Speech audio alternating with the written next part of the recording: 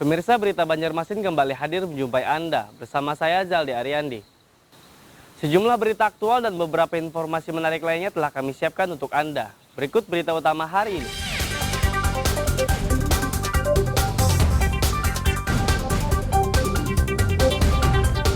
Alat pemadam api di sejumlah hotel di Banjarmasin tidak berfungsi.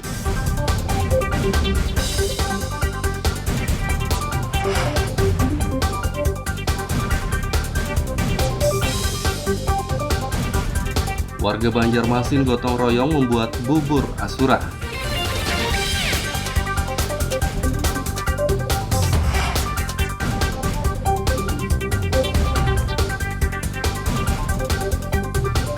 ...57 tim adu cepat dalam lomba balap perahu Kalsel 2022 di Banjarmasin.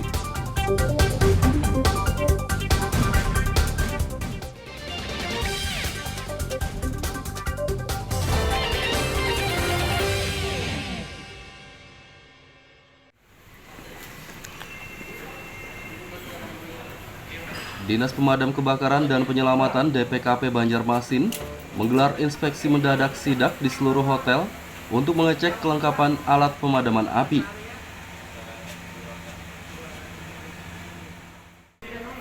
Ada beberapa alat pemadaman api yang dicek, yakni hidran, alarm, pemercik air, dan alat pemadam api ringan atau APAR. Dari hasil sidak ini, petugas mendapati alat pemadaman api yang tidak berfungsi di sejumlah hotel. Kalau tidak berfungsi, termasuk APAR tadi kan tidak, seandainya terjadi kebakaran itu tidak berfungsi, meskipun ada tidak berfungsi itu jadi sia-sia. Termasuk yang sangat membahayakan di ruang master control itu, Pak. Iya. Banyak kabel-kabel dan justru hidran justru tidak ada di situ. Nah itu betul tadi catatan kita itu tadi, makanya kita rekomendasikan tadi.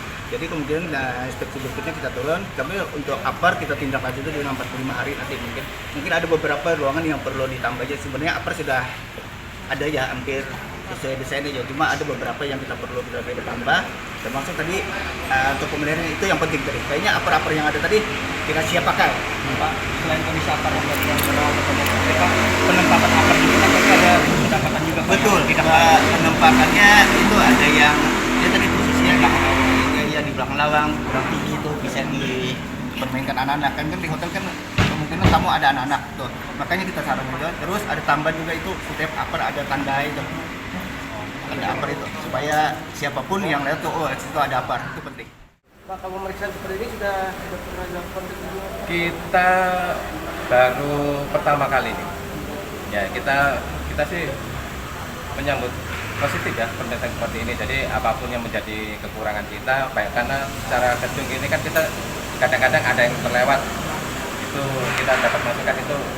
Dari damkar diberi waktu berapa hari Pak untuk memetai? Ya, kita bukan masalah diberi waktu, tapi karena memang ini untuk keselamatan, ya kita harus secepatnya. Sidak kelengkapan alat pemadaman api bakal rutin digelar agar pengelola hotel mematuhi standar keselamatan. Dari Banjarmasin, Lutfi Darlan dan Fudael melaporkan.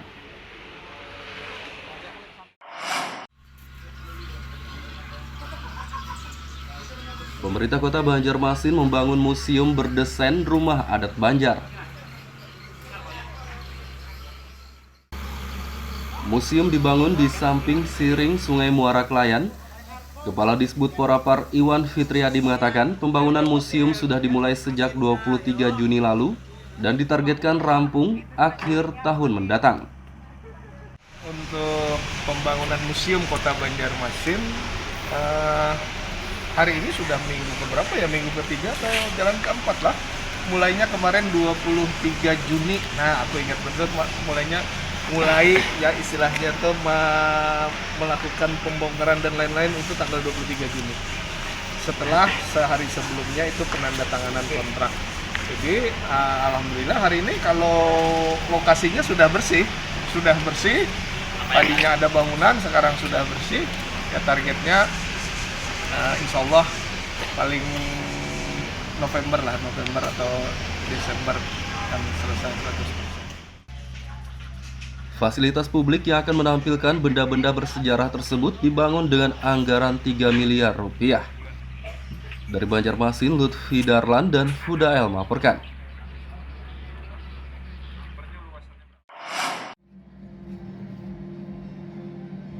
Pembangunan gedung baru DPRD Banjarmasin bakal diawasi langsung oleh legislator. Ketua Komisi 3 Hilyah Aulia mengatakan, pihaknya bakal rutin memantau pembangunan gedung baru DPRD tersebut. Menurutnya pembangunan gedung DPRD harus sesuai spesifikasi yang telah ditentukan. Ia berharap gedung ini rampung sesuai dengan waktu yang ditargetkan. Yang pasti tugas kami Komisi 3 adalah pasti mengawasi bagaimana nanti jalannya pembangunan ini sampai selesai dan harus sesuai dengan target yang telah ditetapkan dan semoga tidak melenceng jauh dari waktu yang telah ditetapkan. Dan kami tetap terus turun walaupun berdekatan, tapi kami akan selalu mengawasi bagaimana pembangunan ini dan semuanya tentang pembangunan infrastruktur ini. Bu, ini kan Bu sudah beberapa persen nih Bu, ini hasilnya. Ibu sendiri sebagai pengawasan Bu di bidang PUPR juga nih, bagaimana Bu melihat pengerjaan yang mungkin bisa dibilang agak sudah sesuai dan cepat ini Bu? Ya, kalau menurut Ulun ini sudah bagus cepat karena dalam beberapa hari mereka sudah ada pembangunan langsung dan mudah-mudahan ini benar-benar selesai tepat waktu. Gedung baru DPRD dibangun secara bertahap karena kontraknya multi-years. Total anggarannya 40 miliar rupiah. Dari Banjarmasin, Lutfi Darlan dan Zoanda Adriani melaporkan.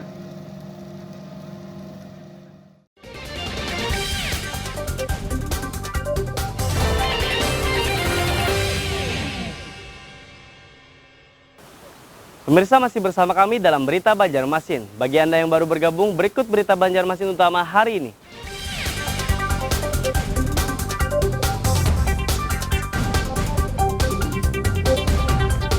Alat pemadam api di sejumlah hotel di Banjarmasin tidak berfungsi.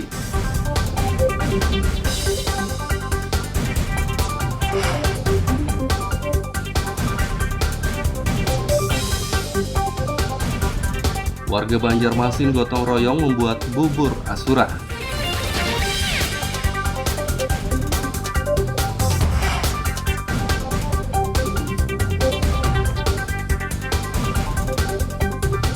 ...57 tim adu cepat dalam lomba balap perahu Kalsel 2022 di Banjarmasin.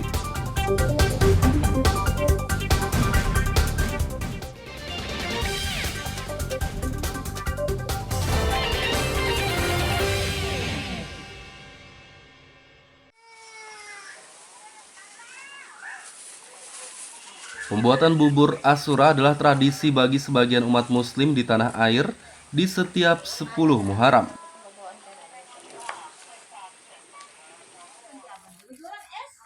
Warga di Banjarmasin bergotong royong membuat bubur Asura untuk disantap bersama-sama dan dibagi-bagikan kepada sesama. Seperti diketahui, pembuatan bubur Asura berkaitan dengan sejarah Nabi Muhammad SAW bersama prajurit Islam. Kala itu persediaan bahan makanan menipis, sedangkan jumlah prajurit Islam sangat banyak. Nabi pun meminta salah satu sahabatnya memasak bubur dengan dicampur semua bahan yang tersisa, seperti sayur mayur, daging, dan yang lainnya. Bubur itu pun dapat dinikmati seluruh prajurit Islam. Kini pembuatan bubur Asura menjadi tradisi bagi sebagian umat muslim di tanah air dan rutin dilaksanakan setiap 10 Muharram. Di Banjarmasin, pembuatan bubur Asura biasanya dilaksanakan warga secara bergotong royong, seperti warga di Kompleks Pondok Karya Bersama Gatot Subroto, Banjarmasin Timur ini. Terpantau Senin pagi mereka memasak bubur Asura dengan mencampurkan berbagai bahan makanan, seperti beras, sayur mayur, rempah-rempah, daging ayam, dan yang lainnya. Setelah masak, bubur tersebut dibagikan kepada seluruh warga di kompleks ini. Jadi dari pertama-tama beras, ya. Terus sayur-sayur itu waluh, bayam, ubi kayu, ubi jalar, nangka, kangkung, bayam. Lebih dari 10 macam lah. Ya, lebih dari 10 buncis, wortel. Berapa lama proses memasaknya nih? Ya kurang lebih 3 jaman lah. 3 jaman. Ya. Terus setelah masak nih mau dikemanakan buburnya? Bisa dibagi-bagikan sama puasa. Ya, warga lah. pertama yang buka puasa. Ya, untuk buka puasa. Yang kedua masyarakat lingkungan. Kelebihannya kan nanti bisa dikeluarkan ke lain RT. Nah, gitu. Ini yang ikut bikin bubur Asura ini warga setempat. Warga setempat Pondok Karya. Inilah. Tradisi pembuatan bubur Asura adalah wujud rasa syukur kepada Allah Subhanahu wa Ta'ala. Selain dapat meningkatkan keimanan, tradisi ini juga dapat mempererat persatuan dan kesatuan karena ada silaturahmi dan gotong royong dalam pelaksanaannya. Dari Banjarmasin, Lutfi Darlan dan Ahmad Fauzi melaporkan.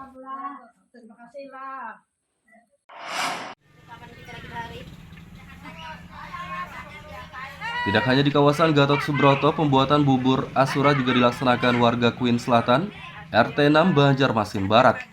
Mereka bikin bubur Asura menggunakan 2 wajan besar agar dapat dibagikan kepada warga lainnya. Bahannya digunakan untuk membuat bubur ini sama saja, yakni beras, sayur mayur, kacang-kacangan, dan daging. Namun dalam proses pembuatannya, warga melantunkan salawat agar tidak terasa jenuh. Maklum saja pembuatan bubur dalam jumlah yang banyak ini memakan waktu 2 hingga 3 jam. Ini mulai pagi kami sudah potong-potong sayur-sayurnya. Nah, kalau sudah masak, ini ada bagi-bagi. Bisa berapa porsi ini, Bu? Kalau porsinya mungkin lebih 100. 100 porsi, Bu lah. 100 porsi. Total berapa liter beras ini? Berangkat 21 sebelek, 1 belek. Bubur Asura ini akan dibagikan kepada seluruh warga sekitar. Dari Banjarmasin, Lutfi Darlan dan Hudael melaporkan.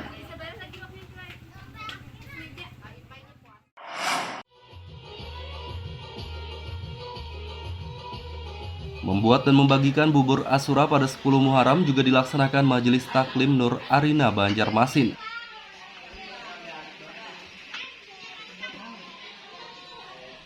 Tempat pengajian yang berlokasi di kawasan Kelayan, Banjarmasin Selatan ini membagikan 1000 bungkus bubur Asura untuk warga sekitar. Selain bubur Asura, Majelis Taklim ini juga membagikan santunan untuk anak-anak yatim. Pembagian bubur Asura dan juga ada pembagian santunan kepada para anak yatim piatu dan para kaum duafa. Targetnya ada berapa bungkus bubur nih yang dibagikan? Insyaallah hari ini kita membagikan 1000 bungkus bubur yang dibagikan kepada masyarakat yang lalu lalang, juga warga Jam Cendrawasih. Setelah sholat zuhur biasanya berkumpul masyarakat yang mencicipi bubur Asura dan juga para anak yatim piatu. Insyaallah kurang lebih 500 orang akan hadir di sini setelah sholat zuhur.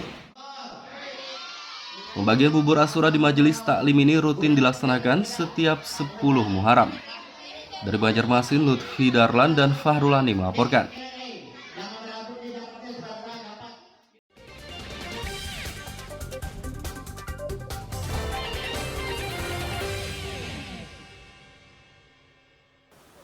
Pemirsa masih bersama kami dalam Berita Banjarmasin. Bagi Anda yang baru bergabung, berikut Berita Banjarmasin utama hari ini.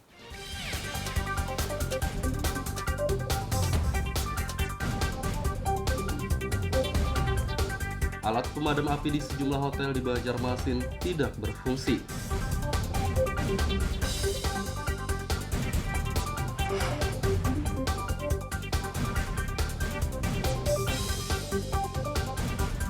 Warga Banjarmasin gotong royong membuat bubur Asura.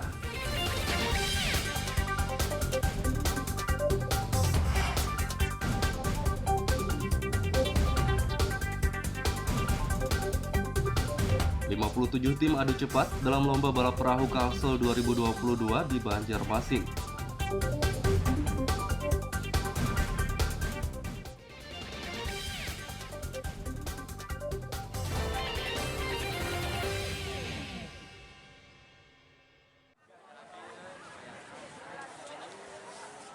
Setelah ditiadakan selama 2 tahun akibat pandemi COVID-19, lomba balap perahu Kalimantan Selatan Kalsel digelar lagi.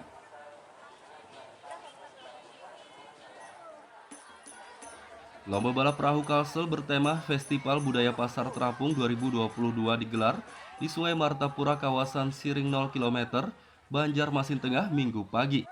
Ajang ini diikuti 57 tim dari 13 kabupaten dan kota se-Kalimantan Selatan. Masing-masing tim terdiri dari 6 orang. Mereka harus beradu cepat untuk bisa menuju ke babak selanjutnya. Ada berapa tim Pak yang ikut Pak ini Pak? Kita yang terdaftar kemarin ada di 57 tim. Jadi kita pada lombanya ini kita menggunakan sistem gugur. Nah mereka berlomba setelah dengan 2 jalur.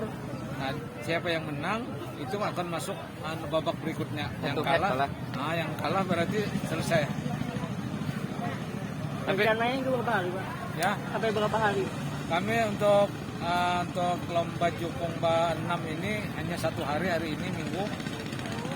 Jadi hari ini selesai ada pemenang gitu. Hari ini sore insya Allah akan diperoleh juaranya.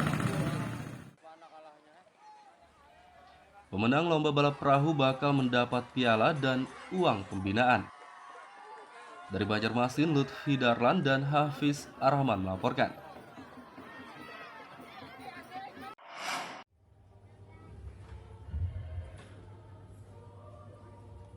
Universitas Lambung Mangkurat ULM menggelar yudisium atau pelepasan kelulusan mahasiswa program sarjana hukum dan magister ke-107.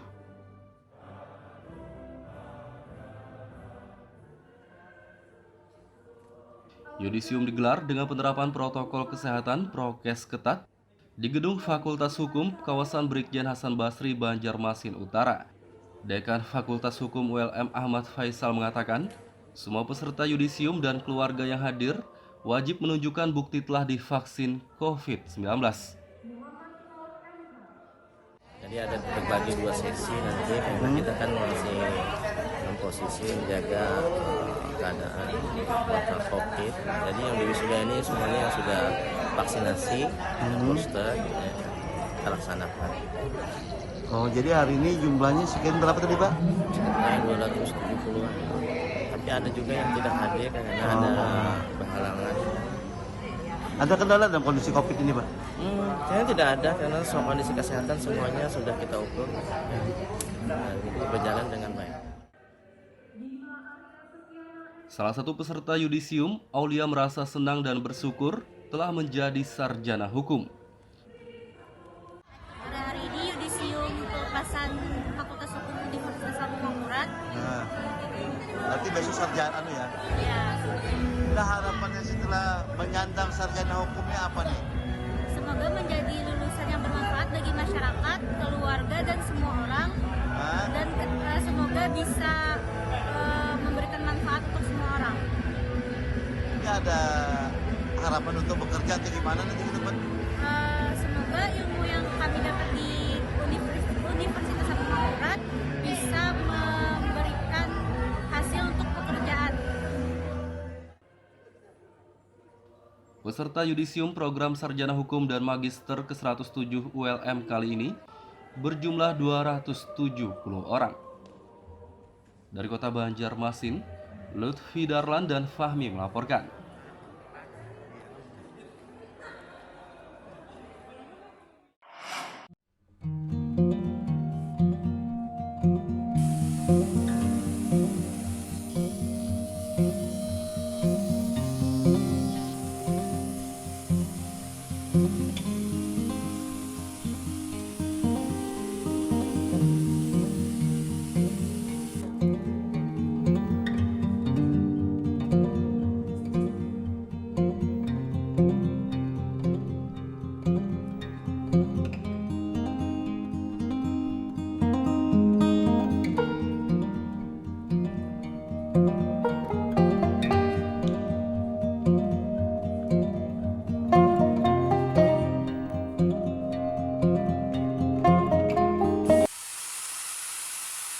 Di Desa Purwosari Baru, Kecamatan Tamban, terdapat seorang warga yang sangat kreatif memanfaatkan bahan baku dari batok kelapa menjadi berbagai macam kerajinan loh. Seperti miniatur satwa endemik Bekatan, figura, pot bunga, topeng, dan berbagai macam kerajinan lainnya. Dia adalah Sumaji, warga desa Purwosari, Kecamatan Tamban, Kabupaten Batola. Tidak hanya membuat berbagai macam kerajinan dari batok kelapa, Sumaji juga memanfaatkan isi kelapa menjadi virgin coconut oil atau VCO. VCO diketahui sangat bermanfaat bagi kesehatan. Di antaranya meningkatkan energi dan stamina, juga mengurangi peradangan kronis. Sumaji mengatakan bahan utama kerajinan dibuat dari tempurung kelapa, namun isi kelapa tidak dibuang, melainkan memanfaatkannya untuk membuat VCO. Sumaji menggeluti kerajinan dari batok kelapa ini sudah kurang lebih selama 4 tahun. Namun sayangnya usaha ini terkendala pemasaran dan peralatan yang digunakan masih belum lengkap. Sementara ini, untuk membuat berbagai kerajinan, Sumaji hanya bisa mengandalkan peralatan seadanya. Sedangkan untuk memasarkan hasil kerajinan buatannya, terkadang Sumaji hanya memasarkannya saat event peringatan hari jadi kabupaten atau provinsi saja. Kelapa dalam sebuah, jadi dari tempurungnya, dari sabutnya, dari manggar-manggarnya, dari upihnya. Jadi kita mencoba untuk menjadikan semua itu bisa digunakan, bisa digunakan untuk kerajinan-kerajinan. Nah, kalau untuk kelapa dalamnya sendiri, ya kita sudah membuat VCO, jadi virgin coconut oil itu kita sudah kita buat dan ini sudah kita pasarkan. Dan insya Allah masyarakat kita di lingkungan kita ini sudah bisa sudah mengetahui juga, bahkan sudah ada yang menggunakan untuk pengobatan karena ini sifatnya herbal.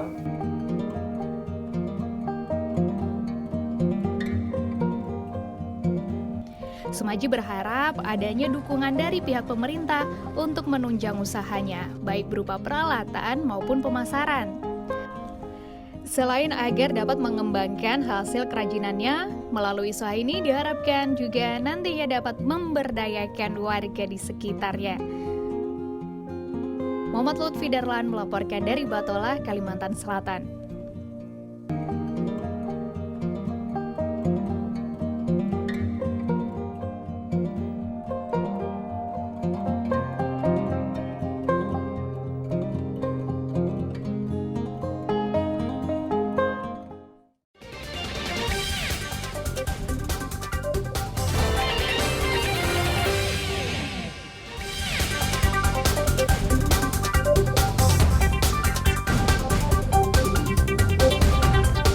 Alat pemadam api di sejumlah hotel di Banjarmasin tidak berfungsi.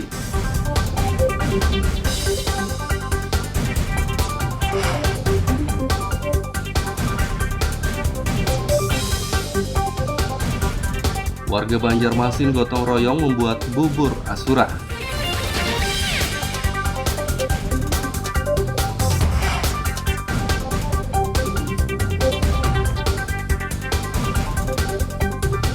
...57 tim adu cepat dalam lomba balap perahu Kalsel 2022 di Banjarmasin.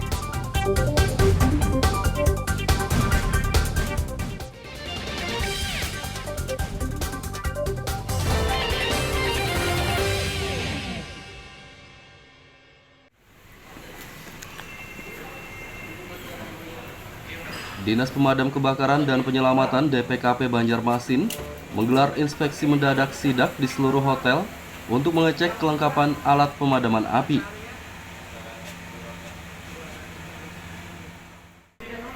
Ada beberapa alat pemadaman api yang dicek, yakni hidran, alarm, pemercik air, dan alat pemadam api ringan atau APAR. Dari hasil sidak ini, petugas mendapati alat pemadaman api yang tidak berfungsi di sejumlah hotel. Kalau tidak berfungsi, termasuk APAR tadi kan tidak, seandainya terjadi kebakaran itu tidak berfungsi, meskipun ada tidak terproduksi itu jadi sia-sia. Termasuk yang sangat membahayakan di ruang master control itu Pak. Iya, Banyak kabel-kabel dan justru hidran justru tidak ada di situ. Nah itu betul tadi catatan kita itu tadi, makanya kita rekomendasikan tadi. Jadi kemudian inspeksi berikutnya kita turun, kami untuk APAR kita tindak lanjut itu dengan 45 hari nanti mungkin ada beberapa ruangan yang perlu ditambah aja. Sebenarnya APAR sudah ada ya hampir sesuai desainnya, cuma ada beberapa yang kita perlu tambah, termasuk tadi untuk pemeliharaan itu yang penting tadi. Kayaknya apar-apar yang ada tadi kita siap pakai. Pak, selain kondisi apar yang merawat mereka, penempatan apar juga kan pasti ada pendapatan juga. Betul, penempatannya itu ada yang dia tadi posisinya ya di belakang lawang, kurang tinggi itu bisa dipermainkan anak-anak kan di hotel kan kemungkinan kamu ada anak-anak tuh, makanya kita saran juga. Terus ada tambahan juga itu setiap apar ada tanda itu. Ada apar itu supaya siapapun yang lihat tuh oh situ ada apar, itu penting. Pak, kalau pemeriksaan seperti ini sudah pernah dilakukan sebelumnya? Kita baru pertama kali ini. Ya, kita sih menyambut positif ya pendekatan seperti ini. Jadi apapun yang menjadi kekurangan kita, baik karena secara gedung ini kan kita kadang-kadang ada yang terlewat. Itu kita dapat masukan itu. Dari damkar diberi waktu berapa hari Pak untuk memenuhi? Ya, kita bukan masalah diberi waktu, tapi karena memang ini untuk keselamatan, ya kita harus secepatnya. Sidak kelengkapan alat pemadaman api bakal rutin digelar agar pengelola hotel mematuhi standar keselamatan. Dari Banjarmasin, Lutfi Darlan dan Fudael melaporkan.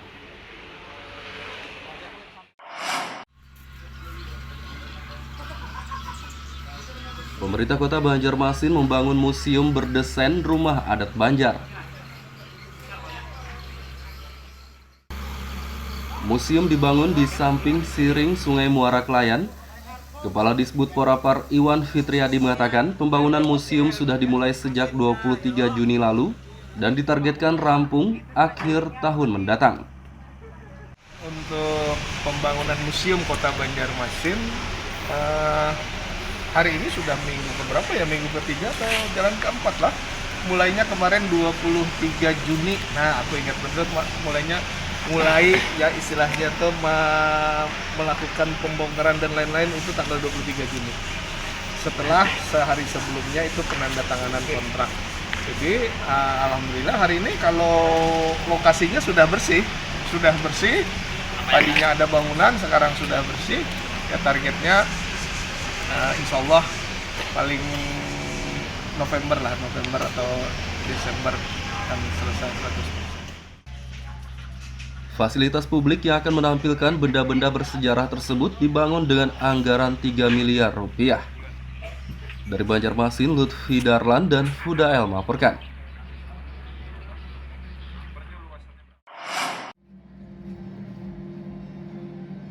Pembangunan gedung baru DPRD Banjarmasin bakal diawasi langsung oleh legislator. Ketua Komisi 3 Hilyah Aulia mengatakan, pihaknya bakal rutin memantau pembangunan gedung baru DPRD tersebut. Menurutnya pembangunan gedung DPRD harus sesuai spesifikasi yang telah ditentukan. Ia berharap gedung ini rampung sesuai dengan waktu yang ditargetkan. Yang pasti tugas kami Komisi 3 adalah pasti mengawasi bagaimana nanti jalannya pembangunan ini sampai selesai dan harus sesuai dengan target yang telah ditetapkan dan semoga tidak melenceng jauh dari waktu yang telah ditetapkan.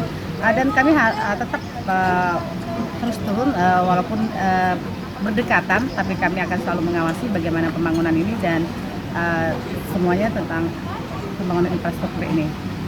Bu, ini kan Bu sudah beberapa persen nih Bu, ini artinya Ibu sendiri sebagai pengawasan Bu di bidang PUPR juga nih, bagaimana Bu melihat pengerjaan yang mungkin bisa dibilang agak sudah sesuai dan cepat ini Bu? Ya, kalau menurut Ulun ini sudah bagus cepat karena dalam beberapa hari mereka sudah ada pembangunan langsung dan mudah-mudahan ini benar-benar selesai tepat waktu. Gedung baru DPRD dibangun secara bertahap karena kontraknya multi-years. Total anggarannya 40 miliar rupiah. Dari Banjarmasin, Lutfi Darlan dan Zoanda Adriani melaporkan. Pemirsa, informasi tadi sekaligus menutup perjumpaan kita kali ini.